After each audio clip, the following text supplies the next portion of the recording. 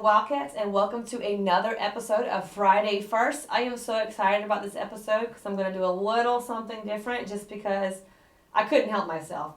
So today is dressed like a famous African American. So I am Katherine Johnson, the African American lady who helped put a man on the moon. Isn't that cool? Had to be her. She's totally awesome.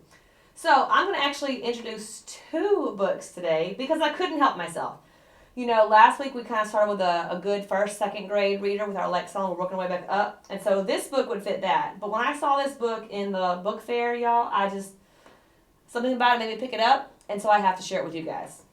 Both of these books are available at the book fair. And we actually have this book in the library too. So you can check it out. If you don't buy it from the book fair, you can still read it. So this one's called The Magic Mirror.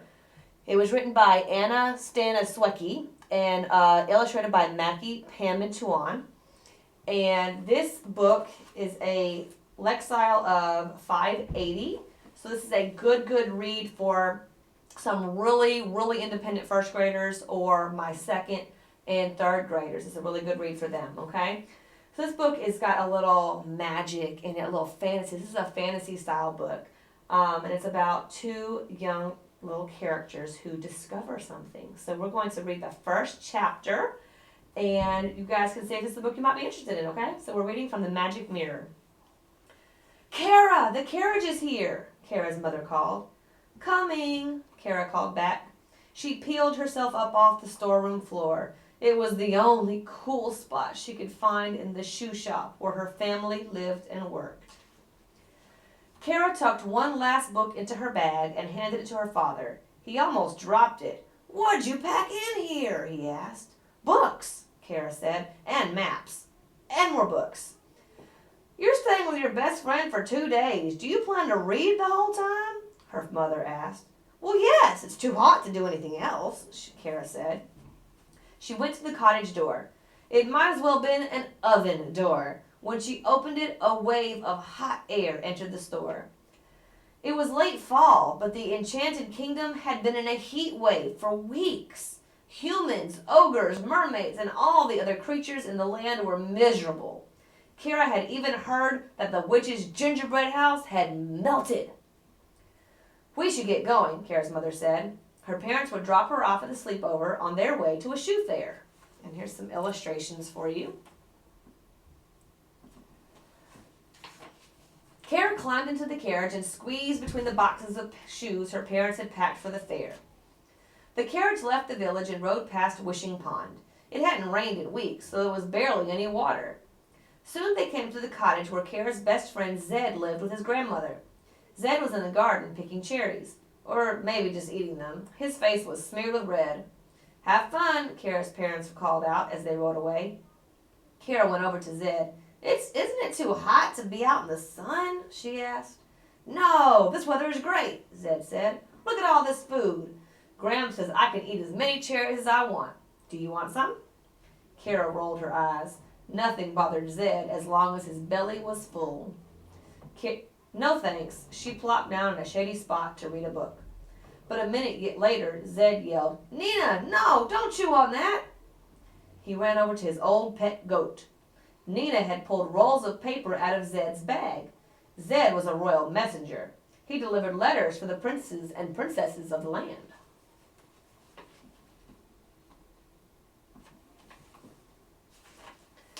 What's this? Kara asked, picking up a scroll. Someone had written, Return to sender on it, in red letters. Zed shrugged. A message for Prince Patrick, he said. I tried delivering it to him, but he sent it back. Kara studied the wax seal. It was a crown of icicles. She recognized it from a book she'd read about the Enchanted Kingdom's royal families. Aspen, she cried. Bless you, Zed replied. No, Aspen, the ice princess. This message is from her, Kara explained. It looks important. Maybe we should open it. We can't, Zed cried. Royal messages are not allowed to open the messages they carry. I could lose my job. But Kara wasn't listening. The wax seal on the scroll had melted in the heat. The paper was open, begging her to look inside. Kara read the message and gasped. What does it say? Zed asked. The Ice Princess is in trouble, she cried. And then here's the letter.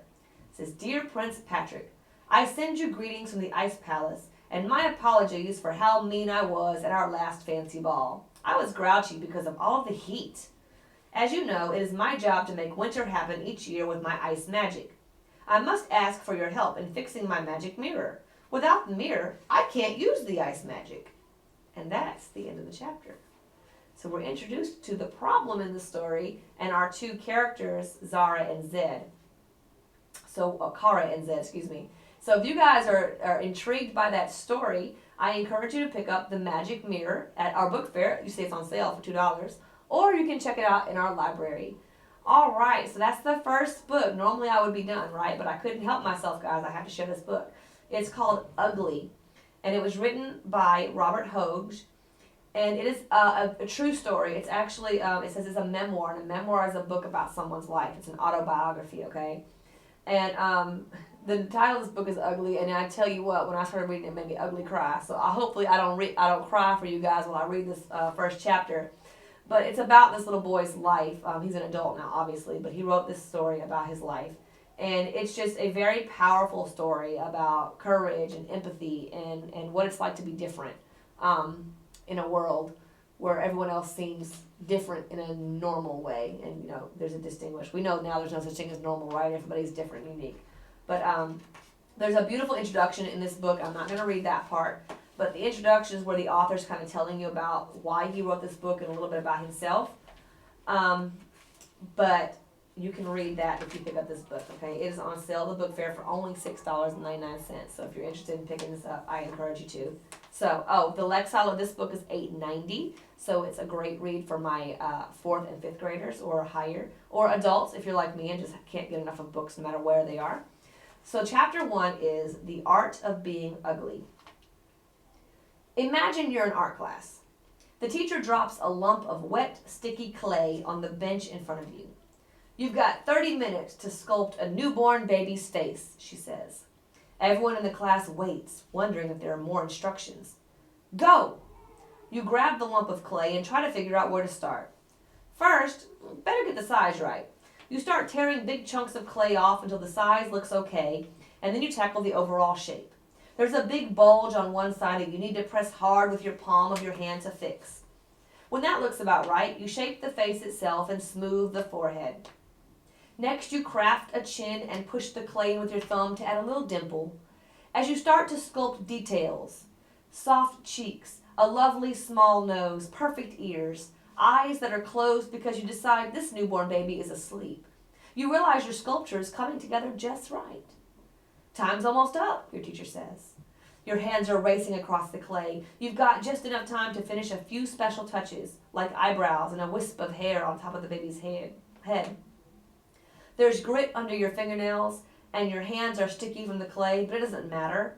You look down and see a beautiful day-old baby in front of you. This is going to be an A+ assignment. Then, out of the corner of your eye, you see someone running towards you. It's that one kid in class who really hates you. Yep, that one. Turns out he's so jealous of how good a job you've done that he rushes towards your sculpture. You reach out to stop him, but it's too late. He shoves a ball of clay right in the middle of the face you've made. You hear a soft squelch and then gasp as you see the damage the attack has done. Your sculpture looks ruined. The little nose you made has been squashed by a giant clay splotch spread across the face. It has been pushed so hard into the face that the beautiful eyes you made are now way farther apart than they should be. The extra time you'd put into getting the size and shape of the head just right is totally wasted too. It's bumpy and broken. Imagine what that sculpture looks like now, and you'll know what I looked like when I was born. I'm the ugliest person you've never met. It wasn't supposed to be that way. No one had any idea what was coming. My parents had 4 children before me, and I should have been born, plain and simple, on a Friday. But July 21st, 1972 came and almost went without much show for it. As midnight neared, however, my mother, Mary Hoge, went into labor. My parents didn't own a telephone, so Mom rushed next door and asked the neighbors to call my father, Vince, home from work. Dad raced back from his job at the factory that made food for chickens. They had no time to spare. It would take them about a half an hour to reach the hospital from our suburban Brisbane home. My father arrived, jumped out of the car in the dark night, and ran upstairs. He packed my mother into the car as fast as he could, and then they left for the hospital.